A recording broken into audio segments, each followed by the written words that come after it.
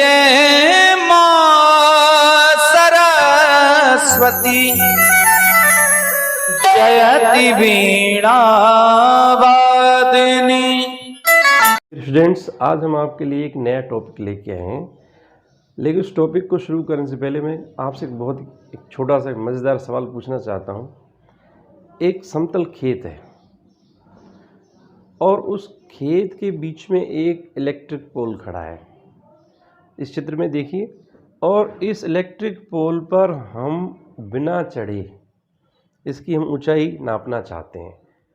Voltage की वजह से हम इस पर चढ़ नहीं सकते या मजबूरी है।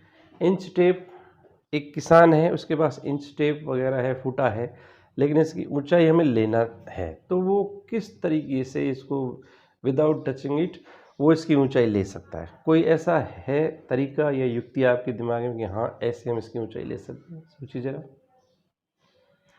देखिए, सोचिए। आप जब भी आपको जवाब मिल जाए तो आप मुझे बताइएगा।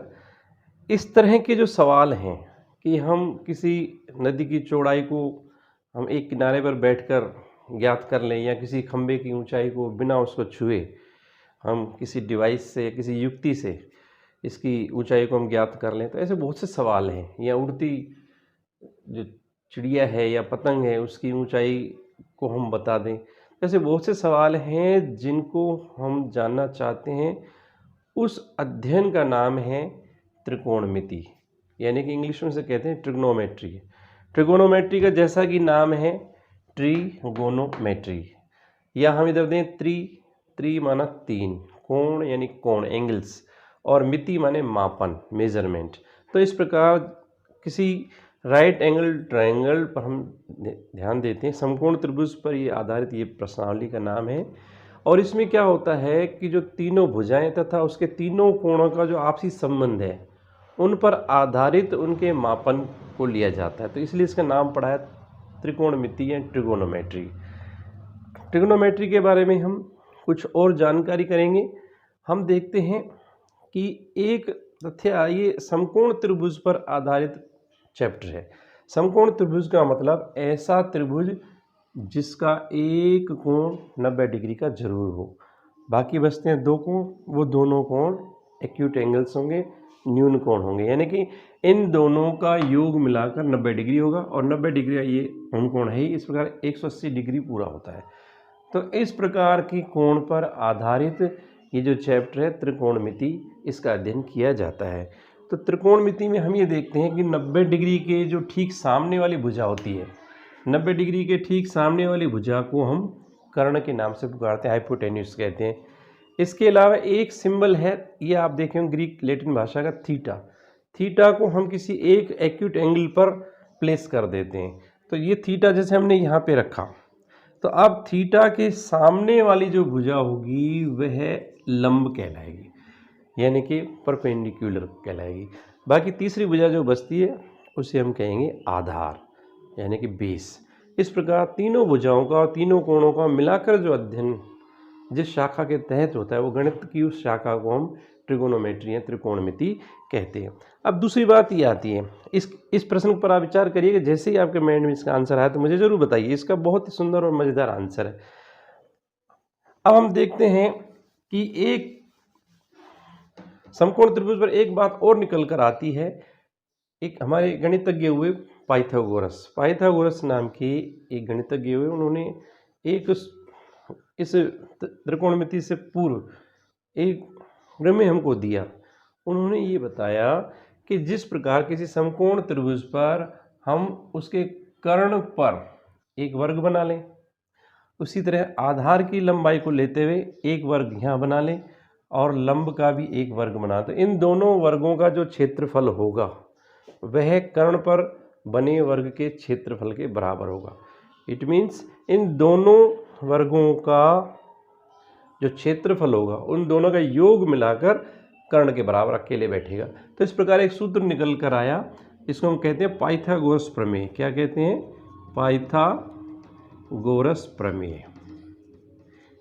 इस नाम से हम इसको जानते हैं। इसमें एक सूत्र चलता है, आप देखिए इस चित्र में देखिए, पाइथागोरस प्रमेय के नाम से इसमें एक सूत्र बना कि कर्ण स्क्वायर बराबर आधार स्क्वायर प्लस लंब स्क्वायर, यानी कि हमें कर्ण की माप अगर हमें ज्ञात करनी है तो हम आधार का स्क्वायर कर देंगे और लंब का स्क्वायर कर, इन दोनों का योग कर देंगे। तो इस प्रकार हमें कर्ण का स्क्वायर प्राप्त होगा। आगे कैलकुलेशन करके हम कर्ण की जो भुजा है, कर्ण की जो लंबाई है, वो हम ज्ञात कर सकते हैं। अब एक उदाहरण के तौर पर हम समझ सकते हैं, जैसे हमें देखते हैं अगर इसकी भुजा, एक भुजा जो ये है 6 मीटर है और ये 8 मीटर है, तो हमें कर्ण कितना होगा, इसको ज्ञात करने के लिए हम पाइथागोरस प्रमेय का यूज़ करेंगे। तो हम देखेंगे चूँकि कर्ण स्क्वायर बराबर आधार स्क्वायर प्लस लंब स्क्वायर, देन कर्ण स्क्वायर, आधार स्क्वायर हमारा है यहाँ 8 का स्क्वायर प्लस ये 6 का स्क्वायर। वर्गमूल सारणी आपको पहले ही हमने बता दी है, उसको आप जरूर याद रखिएगा। तो इस प्रकार हम देखते हैं कि 8 का वर्ग होगा 8 8 64 और 6 का वर्ग होगा 36। इस प्रकार हम देखते हैं कि कर्ण स्क्वायर का मान जो आया हमारे पास वो आया 64 प्लस 36 यानी कि 100 कर्ण स्क्वायर। लेकिन कर्ण स्क्वायर के स्क्वायर हमें हटाना है, हमें कर्ण स्क्वायर नहीं कर्ण चाहिए होता है। तो इसमें एक प्रोसेस क्या करते हैं कि जब इसका स्क्वायर रिमूव करते हैं तो सामने वाली संख्याओं का स्क्वायर रूट हो जाता है, यानी कि आप इसको अंडर रूट में डाल देंगे। तो कर्ण का मान आ जाएगा यहाँ पर 100 का वर्गमूल 10 मीटर। इस प्रकार अगर हमें ये कर्ण दे दिया जाए और आधार दे दिया जाए तो हम लंब ज्ञात कर सकते, कर्ण और लंब दे दिया जाए तो हम आधार ज्ञात कर सकते हैं। इस प्रकार पाइथागोरस प्रमेय के तहत इन सवालों को किया जा सकता है। और ये गणित आज का नहीं है, ये बहुत पुराना गणित। रत्नाकर का एक उदाहरण मैं आपको देना चाहूँगा। देखिए कि पृथ्वी पर बांस खड़ा एक सुंदर, हाथ 32 है ताकि ऊंचाई, चली शीतल मंद सुगंध हवा, एक देश से तोड़ के दीनी गिराई, मूल से 16 हाथ की दूरी है, आगे का भाग टिका जहताई, गणितज्ञ कहो कहीं देश से टूट्यो है बांस, सो निश्चय देहु बताई। इस उदाहरण में एक वृक्ष के बारे में कहा गया है कि एक कोई वृक्ष है और शीतलमंद हवा चलती है, तो इस किसी एक प्रभाग से एक देश से टूट कर ये पेड़ और जाकर उस अपने मूल से उस स्थान पर गिरता है। तो ये जो किस भाग से टूटा है पेड़ की, ये जो 32 हाथ इसकी कुल टोटल ऊंचाई बताइए, कुछ भाग जो है यहाँ टूट कर गिरा है, इस इतनी दूरी पे जाके गिरा है, तो बताइए किस भाग से टूटा है। यानी कि यहाँ पर हमें लंब पूछा है। ये बहुत पुराने गणित हैं, गणित रत्नाकर, वहाँ से ये उदाहरण लिया गया है। पाइथागोरस तब से चला हुआ आ रहा है और इसको हम आगे और समझेंगे ट्रिग्नोमेट्री में इसका क्या रोल है।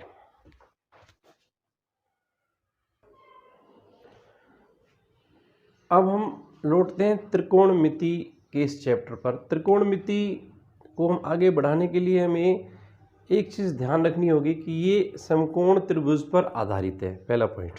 दूसरा, इसमें जो तीनों भुजाएं हैं उनका एक खास नाम है। जैसे हम देखते हैं कि 90 डिग्री के ठीक सामने वाली जो भुजा होगी, 90 डिग्री के ठीक सामने वाली होगी वो कर्ण यानी हाइपोटेन्यूस। इसके बाद एक सिंबल जो आता है जो मैंने अभी बताया कि थीटा, थीटा एक ऐसा चिन्ह है, जैसे हम theta, alpha, beta, delta, psi, phi, lambda, कोई भी एक चिन्ह ले सकते हैं जो यहाँ स्थापित होगा। अब इसमें ध्यान रखने वाली बात है कि जो थीटा के ठीक सामने वाली भुजा होगी वह लंब कहलाएगी। कई बार क्या होता है, थीटा को यहाँ न रखकर इस जगह पर रख दिया जाता है, तो हम जब देखते हैं थीटा जहाँ बैठेगा उसके ठीक सामने वाली जो भुजा होगी उसका नाम लंब होगा। यानी आधार अब हम इसको कहेंगे, इसको अब हम लंब के नाम से पुकारेंगे, लंब की तरह ट्रीट करेंगे। तो ये चीज़ तो पहले में माइंड में रखनी होगी। इसके अलावा इसके कुछ अनुपात दिए जाते हैं जिन्हें हम कहते हैं त्रिकोणमितीय अनुपात, यानी ट्रिग्नोमेट्रिक रेशियोज जो दिए जाते हैं उनके कुछ खास नाम हैं जो मैं आपको बताना चाहूँगा। जैसे पहला नाम है sine theta, cos theta, tan theta, ये शॉर्ट फॉर्म में लिए गए हैं। और फिर 3 और नाम आते हैं, cosec theta, sec theta and cot theta. इनके क्या मतलब है, इनका क्या सेंस है, इसका मीन्स क्या है, ये मैं आपको बताना चाहूँगा आगे। एक चीज़ मैं और कहना चाहूँगा कि इन 6 जो त्रिकोणमितीय अनुपात हैं, इन 6 त्रिकोणमितीय अनुपातों के नाम हमें याद होने चाहिए तथा इनमें आपस में कोई कोरिलेशन है, कोई संबंध है। तो एक चार्ट के जरिए मैं आपको बताना चाहूँगा कि इनमें 2 प्रकार के रिलेशन हैं। इसको जनरली हम याद करने के हिसाब से एक ट्रिक के रूप में लेते हैं। एक होता है फ्रेंडली चार्ट और एक होता है एनिमी चार्ट। एक में ये मित्र हैं और एक चार्ट में जो उनका नाम लेंगे वो आपस में एक दूसरे के शत्रु होंगे। तो ये जो चार्ट है वो आप देखेंगे एनिमी चार्ट के नाम से याद कर सकते हैं। यानी कि आप देखेंगे कि इसको आपको याद करना है, वो इस पोएम से यूँ याद करना है, यानी sine cosec cosec tan cot, sine cosec cosec tan cot, sine cosec cosec tan cot, sine cosec cosec tan cot. इस प्रकार आप इसको याद कर लेंगे। यानी कि साइन का जो प्रतिलोम है वो कोसेक है, उल्टा है वो कोसेक है, कोस का उल्टा सेक है और टेन थीटा का उल्टा कोट थीटा है। अब इसको हम इस तरह हॉरिजॉन्टली याद ना करके वर्टिकली ले लेते हैं। आप इस तरह याद करेंगे sine cosec cosec tan cot, sine cosec cosec tan cot. इस प्रकार आप याद कर लें। और एक बहुत ही पुराना स्कूलों में जो चलता है एक फॉर्मूला, एक ट्रिक है, वो मैं आपको बताना चाहूँगा। इनके जो नाम है, साइन का मतलब क्या होता है वो जानने के लिए हमें इस सूत्र को देखना होगा। लाल बटे कक्का के नाम से काफ़ी प्रसिद्ध है, LAL बटे KKA। इसका मतलब है लंब बटा कर्ण, आधार बटा कर्ण और लंब बटे आधार। ये तीन इस तरह के इनके नाम पड़ जाते हैं। या अगर इसको दूसरे प्रतिलोम रूप में बोलेंगे तो कर्ण बटे लंब, कर्ण बटे आधार और आधार बटे लंब। इंग्लिश मीडियम से जो कोर्स कर रहे हैं वो PBP and HHB upon HSB के रूप से भी इसको याद कर सकते हैं। इसको आप यूँ याद कर सकते हैं, पंडित बद्री प्रसाद बटे हरी हरी बोल। या इसको और याद कर सकते हैं कि पाकिस्तान भूखा प्यासा, हिंदुस्तान हरा भरा। ऐसे एक लाइन याद कर लीजिए तो आप माइंड में याद रहेगा। अब इसका मतलब क्या है, इसको हम देखते हैं जरा। यहाँ आते हैं, ये देखिए साइन थीटा का मीन्स होगा, साइन का मतलब आप यूँ चलेंगे तो लंब बटे कर्ण L अपॉन K, और कोसे को कहेंगे तो इसका उल्टा प्रतिलोम कर देंगे कर्ण बटे लंब। यानी साइन का मतलब होगा लंब बटे कर्ण, यानी कि L अपॉन K। तो कोसेक का मीन्स होगा, कोसेक इसका विपरीत, ये यूँ देखेंगे कोसेक होगा कर्ण बटे लंब। इसी प्रकार कोस का देखेंगे आधार बटे कर्ण, कोस का मतलब होगा आधार बटे कर्ण, आधार बटे कर्ण। और कोस का जो अपोजिट होगा